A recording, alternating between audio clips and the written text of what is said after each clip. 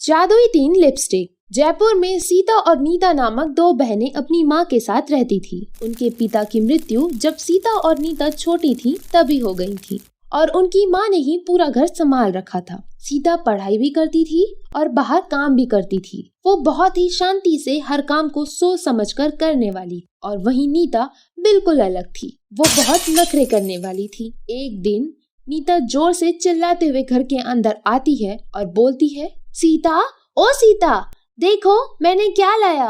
सीता, कहाँ हो तुम?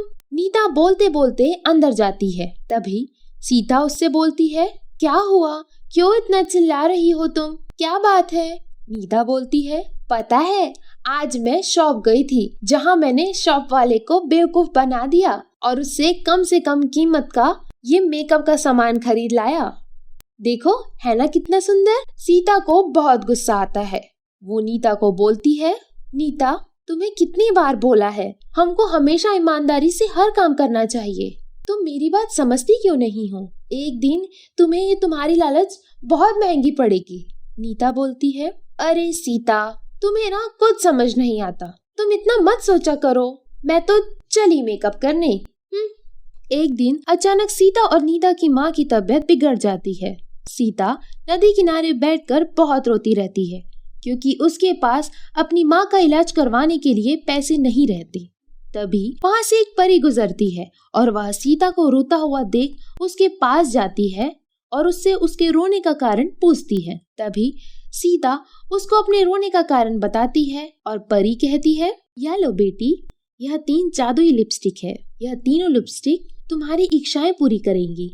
हर लिपस्टिक को एक ही बार यूज कर सकती हो तुम।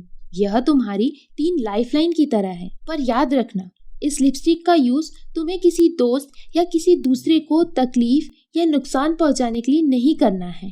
तुम्हें इसका यूज मन में हमेशा ईमानदारी और अच्छाई रखकर करना होगा। ठीक है, अब मैं जाती हूँ। तभी सीधा घर जाती है और उस जादुई लिपस्टिक का यूज करती है और बोलती है, हे जादुई लिपस्टिक, मुझे इतने पैसे दे दो जिससे मेरी माँ का इलाज हो सके। मेरी माँ जल्दी से ठीक हो जाए और मेरा घर भी अच्छा हो जाए, प्लीज। और सीता के पास बहुत से पैसे आ जाते हैं जिससे वो अपनी माँ का इलाज करवाती है और उसकी माँ बिल्कुल ठीक हो जाती है। और अभी भी सीता के पास 2 लिपस्टिक बची रहती है जिसको वो संभाल कर रख देती है। तभी अचानक नीता की नजर उन पर पड़ जाती है और वह उसे देखकर सोचती है, वाओ, ये तो कितने सुंदर कलर की लिपस्टिक है। मैं जरूर इसका यूज करूंगी। ये लिपस्टिक तो मुझ पर कितनी सुंदर लगेगी। और नीता उस लिपस्टिक को पकड़ती है और जैसे ही लगाने जाती है तभी वहां सीता आ जाती है और वो बोलती है, नीता रुको, जब तक मैं ना बोलूं तब तक तुम इस लिपस्टिक का यूज मत करना।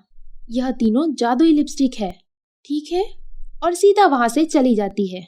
सीता की बात सुनकर नीता को बहुत गुस्सा आता है और वह सीता के जाते ही लिपस्टिक को पकड़ती है और बोलती है, सीता जब देखो तब मुझे डांटती रहती है, ये मत करो, वो मत करो, और अब इस लिपस्टिक के लिए भी।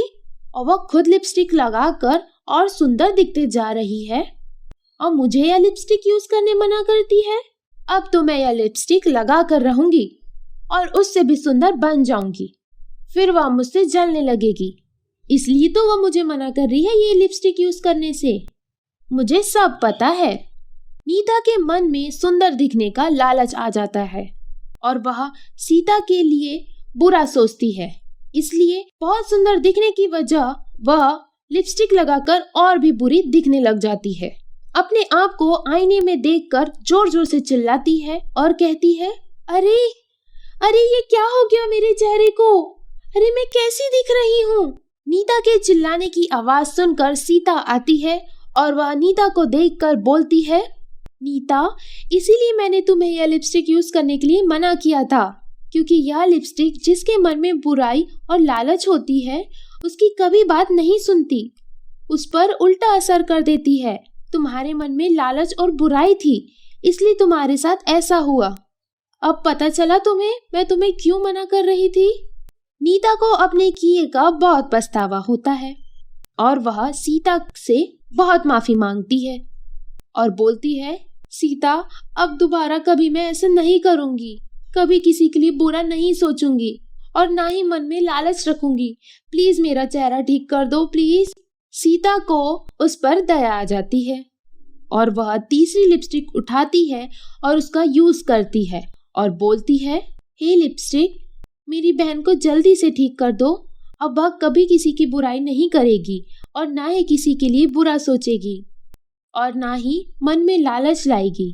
तभी वह लिपस्टिक की मदद से नीता का चेहरा ठीक हो जाता है।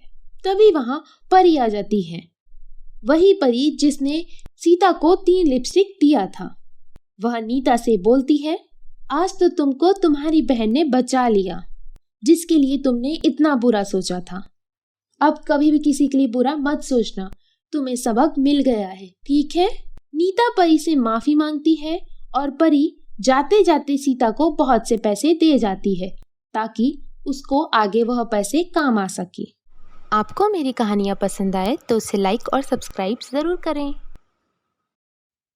जादुई मेकअप की परी। प्रकाशपुर नामक गांव में रीना, सुरेखा और श्वेता नामक 3 बहनें रहती थीं। तीनों में सबसे बड़ी रीना थी। रीना का स्वभाव बहुत अच्छा था और सभी के साथ बड़े ही प्यार से पेश आती थी। सुरेखा और श्वेता भी बहुत सुंदर थीं, लेकिन रीना का रंग थोड़ा सा सांवला था और वो सुरेखा और श्वेता जितनी सुंदर नहीं थी। जब भी उसके घर पर कोई आता था तो हर वक्त रीना के रंग के बारे में कहकर चला जाता था। रीना को ये सुनकर बहुत बुरा लगता था, मगर वो कभी भी इन सब बातों को दिल से नहीं लगाती थी। अपने काम में लगी रहती और तीनों बहनों में सबसे ज्यादा जिम्मेदार भी रीना ही थी। वही इकलौती थी जो घर का खर्चा चला रही थी। अपनी दोनों बहनों की सारी ख्वाहिशों का ख्याल भी वही रखती थी, क्योंकि उनके माता पिता नहीं थे। रीना गांव के स्कूल में टीचर थी, जिस वजह से गांव में उसकी खूब इज्जत थी। लेकिन सभी उसके रंग के बारे में खूब बुराइयां भी करते थे। रीना के सांवले होने की वजह से उसकी शादी नहीं हो पा रही थी।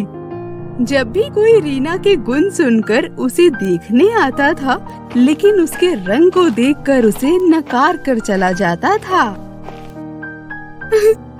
अब मैं समझ चुकी हूँ कि मेरी शादी कभी नहीं हो सकती, लेकिन मैं अपनी बहनों की शादी अपनी वजह से रुकने नहीं दूंगी। रीना ने अपनी दोनों बहनों के लिए लड़का देखना शुरू कर दिया था और खुद की शादी को छोड़कर उसने 2 सालों के अंदर ही अपनी दोनों बहनों की शादी करा दी थी। रीना को लगा था कि अब उसकी जिंदगी थोड़ी सी आसान हो जाएगी, क्योंकि उसके ऊपर से अपनी दोनों बहनों की शादी करवाने की जिम्मेदारी खत्म हो चुकी थी। लेकिन ऐसा कुछ भी नहीं था। दोनों बहनों की शादी करवाते ही गांव के लोग उसे बुरी नजरों से देखने लगे। उसकी रंग की वजह से उसे बहुत ही भला बुरा कहते। सभी का कहना था, अब न जाने ये कैसे अपनी पूरी जिंदगी अकेले काटेगी। सांवली है, कोई भी इससे शादी नहीं करेगा। ये सब बातें सुनते सुनते रीना बिल्कुल टूट चुकी थी और जोर जोर से रोते हुए गांव के जंगल में चली आई। वहाँ पर वो पेड़ के पास बैठकर रोने लगी और अपने सांवले रंग को कोसने लगी। और तभी वहाँ पर एक आवाज सुनाई देती है। तुम्हारा दिल तो कितना साफ है, फिर तुम्हें रंग से क्या फर्क पड़ता है, बोलो। ये आवाज सुनकर रीना बहुत चौंक जाती है और सामने देखती है तो एक परी खड़ी होती है। रीना, तुम बिल्कुल परेशान मत हो, तुम सबका भला करती हो और इतनी अच्छी हो, मगर तुम्हारे सांवले रंग की वजह से कोई तुम्हारी इज्जत नहीं करता ना। तो ये लो मेकअप, ये मेकअप तुम्हारी बहुत मदद करेगा। रीना अपने आंसुओं को पोंछकर उनसे मेकअप लेकर घर चली आती है। अगले दिन उसे गांव के मेले में जाना था। वह मेले में जाने से पहले परी के द्वारा दिए हुए मेकअप को लगाती है। मेकअप लगाने के तुरंत बाद उसका रंग साफ हो जाता है और वह अपनी बहन श्वेता और सुरेखा से भी ज्यादा सुंदर हो जाती है। मेले में सभी लोग उसे देखकर बहुत हैरान हो जाते हैं, क्योंकि वो मेले में सबसे ज्यादा सुंदर लग रही थी। और तभी वहाँ पर गांव के सरपंच का बेटा भी आता है। उसने जैसे ही रीना को देखा, रीना उससे बहुत भाग गई थी। सरपंच का बेटा आज पहली बार गांव आया था, इसीलिए उसे रीना की पुरानी किसी भी बात का कोई पता नहीं था। अगली सुबह सरपंच और उसका बेटा दोनों रीना के घर आते हैं और रीना का हाथ अपने बेटे के लिए मांगते हैं। ये सुनकर रीना बहुत चौंक जाती है और उसे लगता है कि उसके गोरे हो जाने की वजह से सरपंच का बेटा उससे शादी करना चाहता है। और तभी रीना सरपंच के बेटे से बोलती है, मैं आपसे अकेले में कुछ बात करना चाहती हूँ। उसके बाद रीना ने अपने सांवले होने की सारी बातें उसे बता दी। सारी बातें सुनने के बाद सरपंच के बेटे ने रीना से कहा, अरे मैंने तो तुम्हें गरीब बच्चों को खिलौने देते हुए और बुजुर्ग लोगों की मदद करते हुए देखा था और इसी कारण तुम्हें पसंद किया। मुझे नहीं पता कि तुम पहले कैसी दिखती थी। अगर तुम सांवली भी होती तब भी मैं तुमसे ही शादी करता। ऐसा सुनते ही रीना को बहुत अच्छा लगता है और फिर वो खुशी खुशी सरपंच के बेटे से शादी कर लेती है। और अब रीना की जिंदगी भी बहुत अच्छी हो गई थी, क्योंकि अब उसे पहले से ज्यादा इज्जत मान सम्मान मिलता था और अब वो देखने में भी बहुत सुंदर हो गई थी। आपको मेरी कहानियाँ पसंद आए तो उसे लाइक और सब्सक्राइब जरूर करें।